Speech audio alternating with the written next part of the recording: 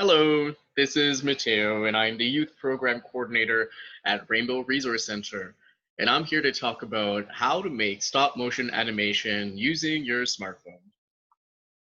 We will be covering what is stop motion techniques, examples of big project and small projects, what to do before getting started, getting organized, tips and suggestions, summary of tips and suggestions, and of course, references. So I encourage you to take a look at the links I'll be sharing that I use to make this project. So what is stop motion animation? Well, stop motion is an animated filmmaking technique in which objects are physically manipulated in small increments between individually photographed frames to give the illusion of motion. Stop motion is like a flipbook, except it uses physical objects instead of drawings. And there are a variety of different stop motion techniques. So let's look at stop motion animation techniques.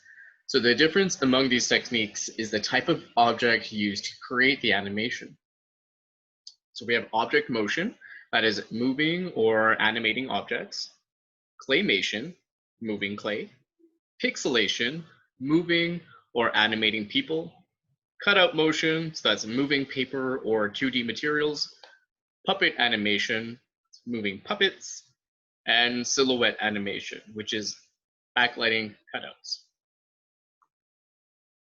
Now let's look at examples of stop motion projects. Big projects. Here are some examples of big stop motion projects you may already be familiar with.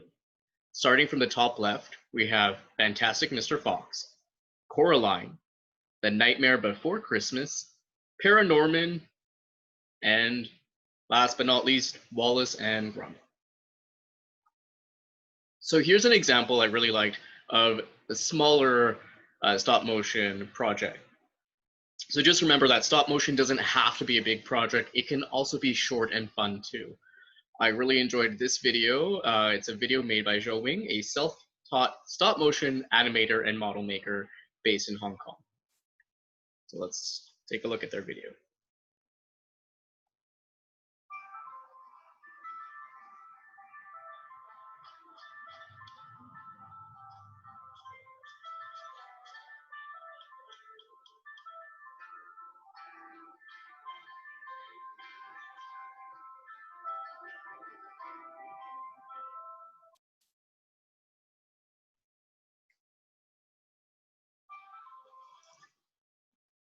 Okay, so what to do before getting started?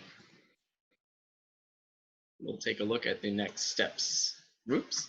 Okay, so first, you're going to want to download a stop motion app to start your stop motion journey. Many stop motion apps are free, so that's great news. However, there will be a cost for extra add-ons, but it's still possible to create an awesome project without them. An app I use is Stop Motion Studio. It's a free app available for both Android and iPhone, and it has received great reviews. Stop motion takes a long time and a lot of patience to execute. If at any point you become frustrated, take a break and do something else until you feel ready to continue.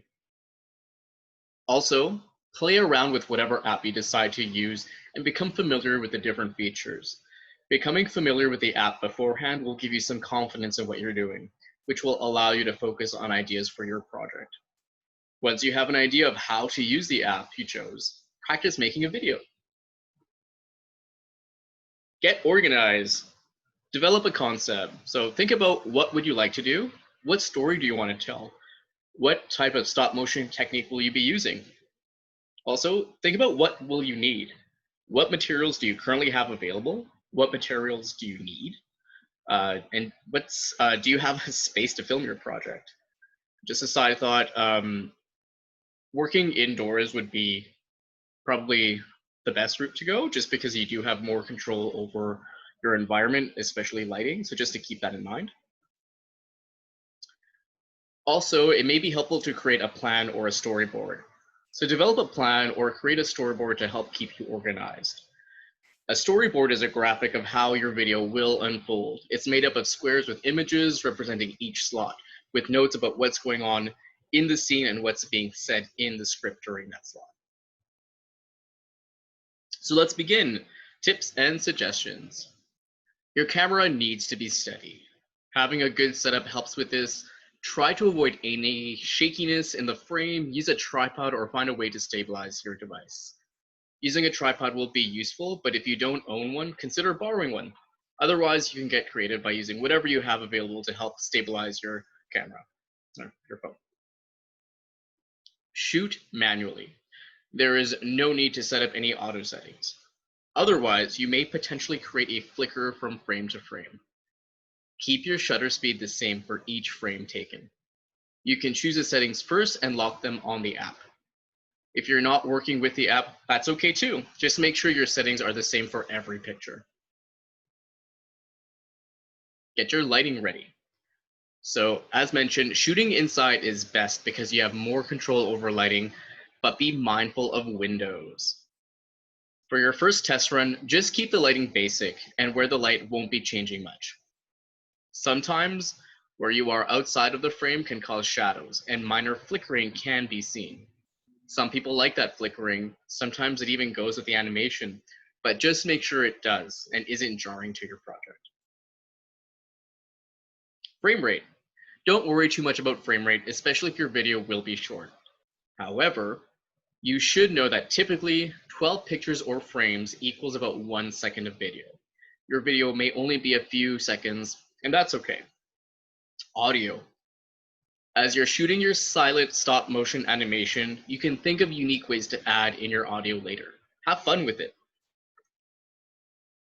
In summary, as you begin to take your photos, it's very important to be cautious and precise. Slightly manipulate your object over several frames to achieve fluid motion. Be cautious not to bump the camera, change your camera settings, alter your lighting. Make sure to shoot some test frames. Try to complete each scene without interruption. Take more shots than you think you'll need. You can always remove photos in post-production, but you can add more. So that's it. Thank you so much. And I hope you enjoyed our time together. And these are essentially the links I used to create this project. That information will be added below, so please feel free to take a look. Thank you so much. I really enjoyed this time, and hope everyone's doing great.